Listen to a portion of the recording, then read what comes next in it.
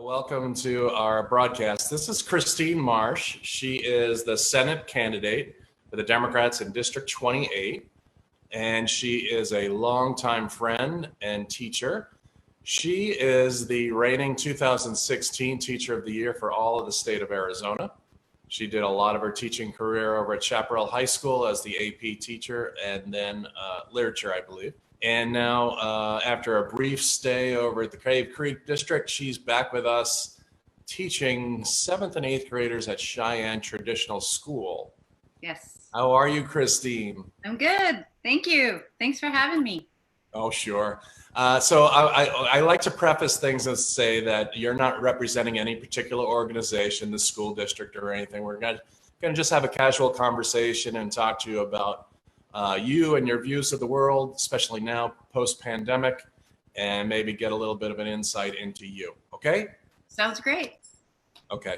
So one of the things I like to say to people is if you have questions, type it into the stream there. If you're watching us on Facebook Live, we have somebody that's transcribing it into our feed here on Zoom, and we'll get to as many questions as possible. Christine, one of the things I think as teachers that you and I can both relate to is that when it comes to the end of the school year, there's kind of this bittersweet moment. It's after 9 or so months, we have prepared all year and kind of cuddled these children into, in your case, into adulthood and really watched them grow and kind of celebrated the highs and kind of commiserated with the lows. And then you're happy for that summer break, but then once the classroom empties, it's almost like this solitude of pain and kind of emptiness of heart. Do you know what I'm talking about when that happens? Yeah, I cry especially with seniors, cried at the end of every single school year. Because as you said, it's bittersweet. You're happy. I mean, I was always happy for them to be going on to this next adventure of their lives. But I also knew that the reality was that I would never see many or even most of them again. And it's sad because they become very much a part of your life, even to some extent. I don't know. You know what a classroom feels like? It's like family. They become a part of your family. Yeah, so, you invest so much. I always go into mourning for 5-ish days at the end of a school year. There's this like period of grief and mourning. Yeah, that's amazing. I would do kind of the same thing. Everybody, not everybody, but there are lots of people around me that would be wanting to check out of their classroom real early, and they'd get on the list to check out. And I was always one of those last guys. I was always talking to my principal, be like, I'll just come back tomorrow. That's all right. And put the rest of the stuff in boxes. It's just like you didn't want to give in and give up. Didn't want to let go. But now we are faced with a very different kind of end to the school year. Now the school year is not over, right? We're doing this distance learning, and I want to just commend all you and your colleagues, along with support staff and administration, for doing everything they can to put learning front and center. But it's a very strange situation. So we went away on spring break. We never came back. We had a delay, and now it's been called. The year's been called. You haven't had that chance to go into your classroom and really grieve. Tell me about your kind of capacity now, just in a human sense, how are you doing right now emotionally? It's a different type of grief than the end of a school year. Like when I would, say goodbye to students. This is, in a lot of ways, much, much worse because there was no opportunity to say goodbye. Like I never got to say goodbye to my 8th graders. Same as when high school kids leave, the chances are high that I will never see many or most of these kids again. I mean, in real life. But in other ways, it's a little bit easier because I still do have a couple of months with them online. So it's a very unnerving feeling, and I can't help but feel pretty heartbroken for all the kids, the seniors in particular, but really all the kids, because they're in the same boat. They're not going to be able to say goodbye to their friends. My eighth graders, a lot of them are going off to different high schools next year. They may or may not ever see these kids again either. So yeah, it's a very, as everybody keeps saying in the media and on the news, it's so unprecedented. Yeah, it really is. And I do want to say that we're sitting here with Christine Porter Marsh. She is the Senate candidate for District 28 and a longtime teacher and one of my idols and friends. And thanks for joining us, Christine. I'm going to try to weave in the questions as they come up. Some of them might be to you as a candidate. Tell us a little brief background about the 2018 campaign. From my understanding, it was the closest race in the state. It was the last one called. Tell us about it. Yeah, well, it was the closest one in the state. Last one called. We lost by 267 votes out of over 90,000.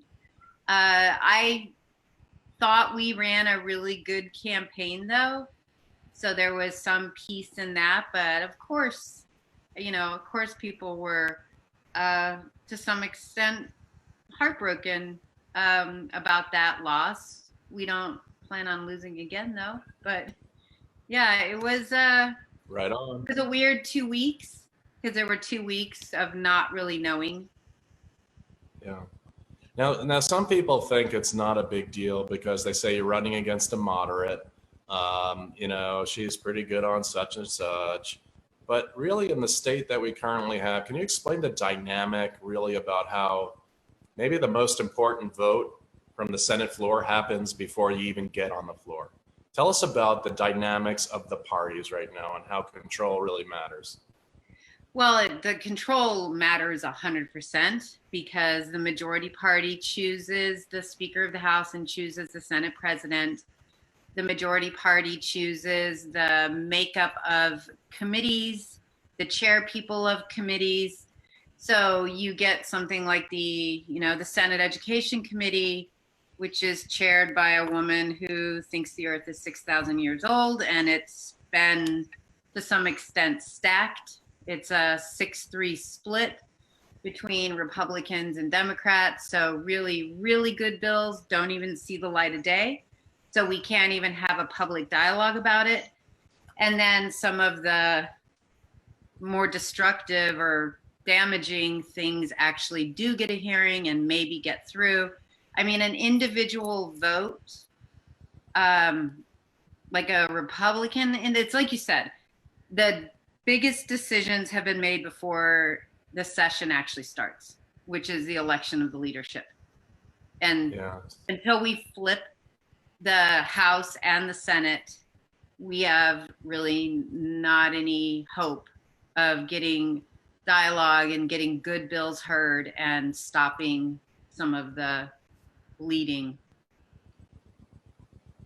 Yeah. So I've got a question coming in here. It's not really in your wheelhouse because you're not a special education teacher, but perhaps you can take it as a future legislator then. As you know, special education children, for the most part, lots of them are reliant upon consistency.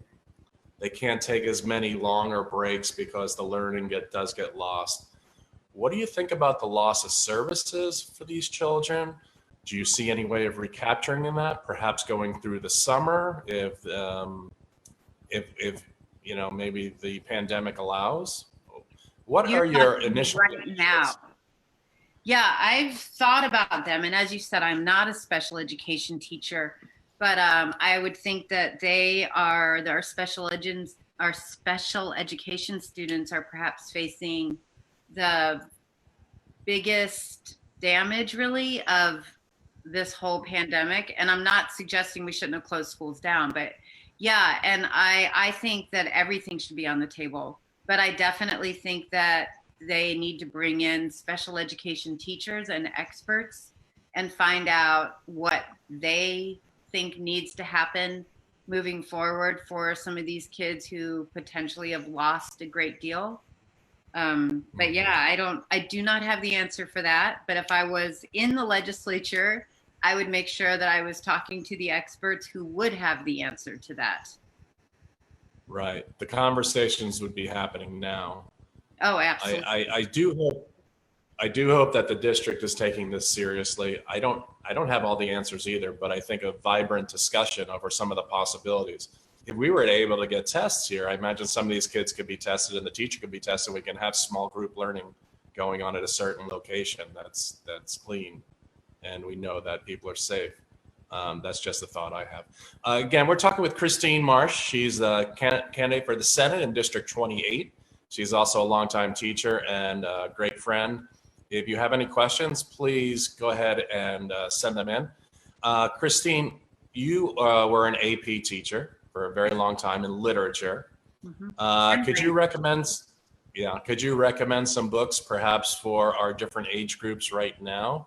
One of the things that they don't have with a teacher in front of their face in a classroom, they always have with a book, and we should always be reading. So what are some good choices perhaps? Well, I think a timeless one that works for so many ages, and this is going to sound cliche, but I really, really believe it, is To Kill a Mockingbird. My 8th graders are reading it, and yet my seniors always read it as well. And I inherited the 8th graders reading it, and I think it was an awesome choice by the teacher before me. But I actually gave away all my To Kill a Mockingbird stuff because I thought, oh, I'll never be able to teach that again because I'm moving down into middle school, and sure enough I get to. So To Kill a Mockingbird for older kids, high school aged, at this point in time, I highly recommend The Handmaid's Tale. It is eerily, it resonates very much with what's happening in society. I'm partial to Heart of Darkness, but that's definitely for the seniors and older crowd. And my expertise was kind of in the younger kids, so I will go with Maniac McGee from from Jerry Spinelli. Yeah. Yes. Yeah. No. My kids, my own kids, I had a lot of experience reading some of those younger books with my own children. Not necessarily with my own students, but yeah. And what was the one? Hatchet? Hatchet. Oh, we loved that one. Me and both of my sons absolutely loved Hatchet. Okay, so one of the things that I think makes a great teacher is extending learning and kind of getting children to get in their heads and thinking forward and really putting that next step where they think they couldn't have gone.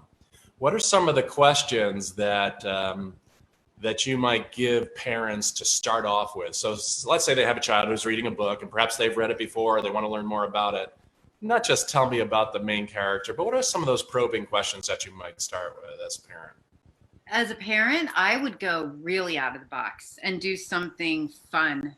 So let's go back to Kill a Mockingbird for one thing, because that's on my mind, and B, because most people have indeed read it or know a little bit about it. But asking things like, would Atticus Finch prefer a vacation at the beach or in the mountains, and why? And the "and why" is what matters. Love it. I describe Atticus Finch or Scout or whatever, and this is going to sound like crazy, but if you think it through, it's actually awesome. Describe Atticus Finch or Scout or whomever as a door. Is there a lock? Does it open in or out? Is there a peephole? What's it made out of? I mean, but again, then, and why? Why would Atticus Finch be such and such a door? So if my own sons were not adults and were at home, I would definitely be taking some of these types of books or whatever and really going out of the box, which I do as a teacher also, but I think it would really work in this environment. Yeah. In the younger grades, we used to take, and especially for English language development, we used to take some of the words that were vocabulary words, take them out of the book and take some of the characters, and you'd have to take a person and a verb, or a person and a noun, and you say, I connect to, because, and you'd have to explain how you connect those two things. And just anyway, hey, Sandy Flayton says she misses you. I miss you, Sandy. Miss all of you. Onita Perkle is asking about The Alchemist. What do you think about The Alchemist? I don't even know if I said it right because I'm not much of an Alchemist person. I have only read it for me, and I really liked it. And I know a lot of teachers teach it and have a great deal of success with it. So I would recommend it. And that's another one that older people, even adults, would enjoy. But I could also see it down into the middle school, and for a sophisticated thinker or reader, probably even younger. They might not get it at the same level as, a high school senior might, but yeah, I like The Alchemist. Okay. And Patty O'Neill, who's the chair of the District 23 Dems, her and I were talking earlier today, and you know that the state of Arizona is so varied in who has and who has not, right? So we have this great divide across our state. 1 out of every 4 kids are growing up in poverty. How do you see this virtual learning with the great digital divide that we currently are, we're in the throes of? And just take it from there. Go ahead. No, I think that the disparity across the state is going to be really pronounced, and I think everybody in the next grade level up is going to really have to be patient and tolerant. I mean, we have too many kids without access to broadband, too many kids without access to even laptops. I know in our district in Scottsdale Unified, they've been handing them out. But for families who live where they might not have Wi-Fi or have any type of way to connect at their homes, then there's a real problem. The 2020 Teacher of the Year, Lynette Stant, is her school. She teaches on one of the reservations, one of the Native American reservations, and they handed out actual packets for the kids to work on. But you and I both know that's better than not having anything. But it's not better than being able to interact with a teacher, and it's certainly not better than being in a classroom. Well, I am not sitting on a soapbox. I'm not standing on a soapbox, but I feel like there's a soapbox just driving me up right now because we have for 25 years defunded education in Arizona to now that we're about $4 billion below average in what we spend. And for all the people that have continually said, hey, we have great economic times, let's cut taxes. Hey, we've got poor economic times, let's cut taxes. Hey, what do you want for dinner? Let's cut taxes. So we have now a skeleton of a system where we have some of the districts like Scottsdale Unified that we're blessed to live in, still operating below where we should, but better than others. And now we are really going to pay for it. And it's legislative malpractice for 25 years to not fund the future of our society, and we're going to pay big time. I am just disgusted by it. I hope that you're elected. I hope I'm elected, and I hope everybody comes together to use. I don't think we should use the tragedies that are going to come up for and say this is a chance for us to do something, but every opportunity that we have to change our behavior must be taken. And this right now is a behavior changing moment. We must take a look at where do we want to be in 20 years as a society here in Arizona, and let's just get there. Christine, so I'm sorry. So I'm taking your time. Why don't you tell me, Christine? You are one of the great retail. You are one of the great retail politickers. You are a handshaker, a baby kissing, door knocking fiend. What is your campaign like right now? Bob Kelly's asking the same thing. I've got somebody else asking. A couple of people are like, "Tell us about your campaign. What's going on? How are you surviving?" We are making a whole lot of phone calls. I'm making a whole lot of phone calls individually. Like you, we're doing Zoom events. We've moved house parties, or we will, as of this coming Sunday, moved our traditional house parties into basically Zoom house parties.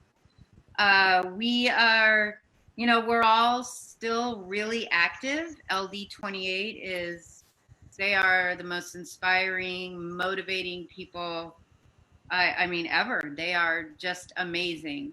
and everybody is, in, and, this is what teachers do, right? We problem solve, we think outside of the box, we figure out a way to get it done, even when however we planned on getting it done is clearly not going to happen. Like, how do you get 40 kids in one classroom ready for an advanced placement test? I mean, that's what we do. So it's no different. We're thinking out of the box, and relying on the methods that are still available to us, like this kind of thing, Zoom and Yeah. phone. And, Yeah, it's kind of funny, right? So people, unless they're in the classroom, really don't understand what happens when you get in there that one day and the copier machine is down and the internet is down and your lesson that you had planned is now have to be scrapped. And then there's the announcement that comes out from the principal, and then there's the fire alarm that goes off. Don't forget the fire drill. Yeah, yeah. This Friday we have some high school seniors that are coming on the show to talk about their lives and how it's been impacted now with this coronavirus. I know your heart must go out to some of your upcoming students. What do you say to, hey, nice cat? That's Betsy. What do you? You and I think, and a lot of people understand that there is great strength in the children today, much stronger than every generation before them. And I know I am just extremely proud of what they're doing and how they will survive. But what kind of words of wisdom do you have? Is there anything you could say? I don't know if I'd have words of wisdom. I think it would be more along the lines, I guess this would be words of wisdom, but to be patient and to try to find whatever brightness exists despite all of the lost opportunities that also exist. I mean, you probably saw the Scottsdale Unified video that the seniors put out? Yes. Beautiful. That was so wonderful. Brought tears to my eyes. God love them. Me too. It was absolutely beautiful. It was, so, these kids are going to have a different experience than all of the rest of us. And we don't know what brightness or beauty that might bring. Is this maybe going to bring them all much, much closer than they ever thought they would be, even though it's not physically closer? I mean, again, obviously we'd all wish this tragedy away, but to find the bright spots in the midst of it is what I would really want our students and our seniors to do. I wouldn't expect anything less from you, Christine Marsh, you 2016 Arizona Teacher of the Year. You know as well as I do that everything that comes along is an opportunity, how you deal with it. It could be the best at times, it could be the worst at times for your literature folks, right? Yes. But you choose. When it's raining, you choose. You can be the rainbow. And that's what we're asking people, to be the rainbow. Look to your relatives, give them a call. I mean, look, you don't talk all the time, give them a call, see how they're doing. Everybody seems to have a different way of dealing with things, but we can be an ear, we could be a friendly voice, we could look around our neighborhood, give a friendly wave just to the neighbor down the block, be safe, but also reach out. Tomorrow we actually have a family and child psychologist coming on. So if people want to tune in at 4, send us your questions for that. We'll try to get some real good information for you on how to keep your mental sanity during these times where we're kind of landlocked. And then on Thursday, we have a small business owner coming on to talk about ways of getting money from the federal government. And on Friday, like I said, we have the teens. Christine, my last question for you before we depart. You have a little bit of ink on your wrist. Would you show that to the folks and tell us about it? It's a frog. It's the acronym of fully relying on God.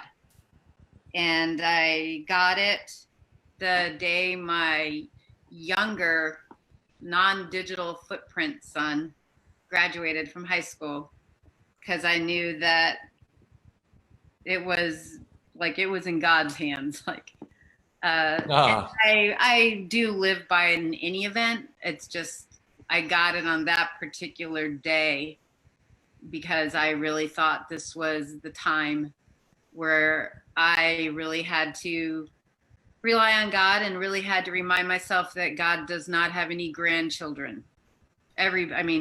So my son was not God's grandchild. God, my son was also a child of God. So it gives me, I just have to look at it and it gives me a little bit of strength and peace. Yeah. Well, I just want to thank you for coming on. You are a great person. I love the work you do in the classroom. I love to see the work you're going to do when you get to the state senate. Likewise. If people want to check you out on your website, what's the website? electchristinemarsh.com. Okay. Fantastic. And at curlin23.com, we have some links that you can use for the pandemic that might help you through. We will be out here tomorrow at 4:00 with the family and child psychologist. Please join us then. Christine Marsh, could you dance us off? You do a little chair dance? No dancing. Come on now. I can get my cat over here. And I also want to celebrate. This is like 2 weeks now, maybe 3 weeks we've done the show, and I haven't cursed once. Not once. Good for you. Yay. Okay, everybody, be the rainbow. Thanks, Christine. Bye. Thank you.